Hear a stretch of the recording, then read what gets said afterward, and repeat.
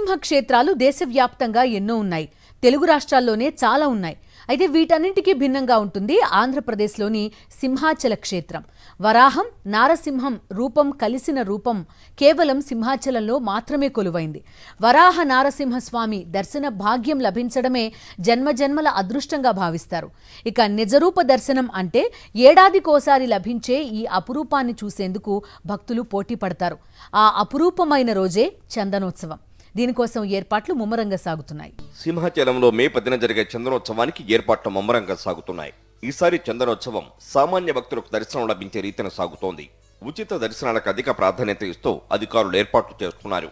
ఏడాదిలో ఒకరోజు మాత్రమే లభించే స్వామి నిజరూప దర్శనం కోసం భక్తులు పెద్ద ఎత్తున తరలి వచ్చే అవకాశం ఉంది.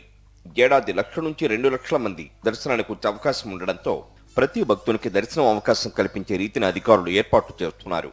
శుక్రవారం తెల్లవారుజామున 2 గంటల నుంచి ప్రత్యేక పూజ అనంతరం సంప్రదాయ దేవాదాయ అర్చకులకు 3 గంటల లోపు దర్శనం కల్పించనున్నారు. అనంతరం 4 గంటల నుంచి సాధారణ భక్తులకు దర్శనం కల్పించాలని అధికారులు నిర్ణయించారు. ఈసారి ఎలాంటి ప్రోటోకాల్ దర్శనాలు లేవని జిల్లా కలెక్టర్ తెలిపారు. అధిక సంఖ్యలో భక్తులకు దర్శనం కల్పించేందుకు అంతరాయం దర్శనాలు కూడా నిలిపివేస్తున్నారు. నీలాద్రి గుమ్మం నుంచి దర్శనాలు ఇవ్వాలని అధికారులు నిర్ణయించారు. తొలి పావంచ వైపు నుంచి కొండపైకి వచ్చేందుకు అనుమతి ఇవ్వనున్నారు. అంతరాలయం దర్శనం అనేది లేకుండా నీలాద్రి ద్వారం దగ్గర వచ్చిన ఒకటి ఫుట్ గేట్ ఒకటి ఉంది.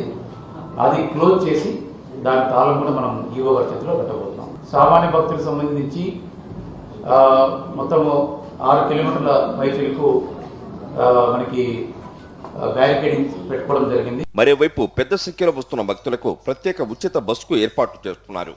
క్రైమ్ ట్రాఫిక్ కు సంబంధించి 2,000 మంది పోలీసులను ఉపయోగిస్తున్నట్లు విశాఖ సిపి రవిశంకర్ తెలిపారు. ఘాట్ రోడ్ లో ఎలాంటి ప్రైవేటు వాహనాలకు అనుమతి లేదని వెల్లడించారు.